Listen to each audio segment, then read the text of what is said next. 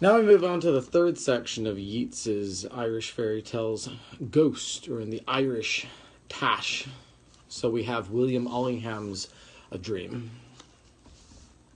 I heard the dogs howl in the moonlight night.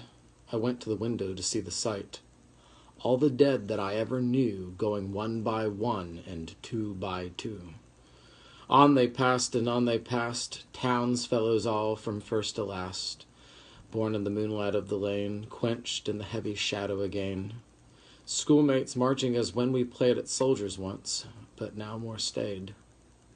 Those were the strangest sight to me, who were drowned, I knew, in the awful sea.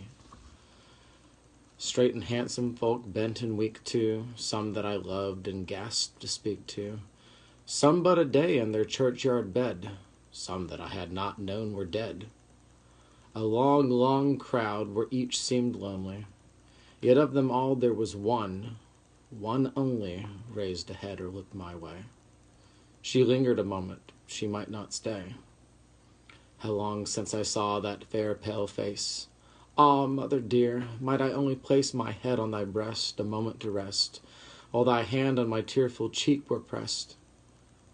On, a moving bridge they made across the moon's stream from shade to shade, young and old, women and men, many long forgot but remembered then. At first there came a bitter laughter, a sound of tears the moment after, and then a music so lofty and gay that every morning, day by day, I strive to recall it, if I may. Now, like I said at the beginning of this, we're now in the section on Ghost, or the Irish Tosh. And so, ghosts are pretty much an Irish folk tale and fairy tale, a lot like most perceptions of ghost. A lot like fairies, they are humans that are believed to be an Irish fairy tale to be not good enough for heaven, but not bad enough for hell. And again, like fairies, they're said to roam the earth.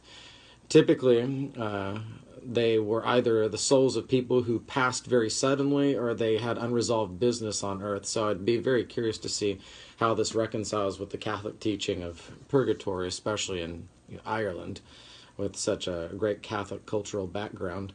Other interesting notes about Irish folk, Irish ghosts specifically, is that it's sometimes said that the ghost would take the form of animals after the person's death. And so if you saw a butterfly somewhere near the deceased person, you would know that they had moved on to the next life. Often fairies would take these souls and snatch them away, and so the soul would try to get free from them to make it up to heaven. The particular thing about Allingham's dream is it's, from what I can tell, based on All November's Eve, or Halloween, also All Saints' Day, and the following All Souls' Day, where all of the souls are said to be roaming the earth for an eve. So this is where Allingham in this poem sees all of the ghosts walking the earth, ascending up to heaven, and hopefully not hell.